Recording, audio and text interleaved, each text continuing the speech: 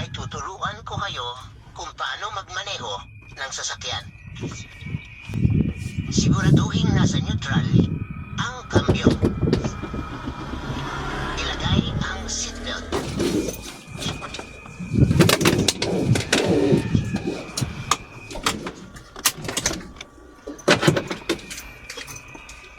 Kunin ang susi. Makikita ang susian sa bandang kanan sa likod ng manubela. At i-on ang kotse. Sa bandang paanan ay may tatlong tapakan. Isa sa kaliwa, isa sa kanan, at isa sa gitna. Hawakan ang kambyo na makikita sa gawing kanan.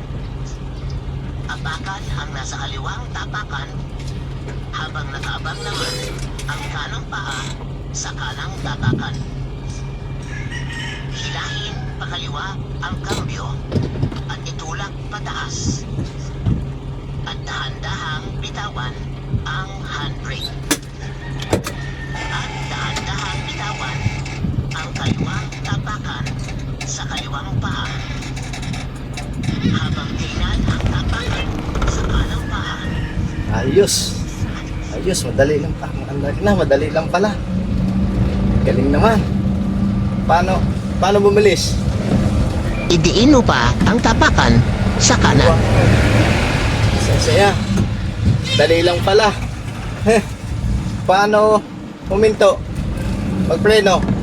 Para naman matuto magpreno, abangan ang part 2 ng bidyong ito next week.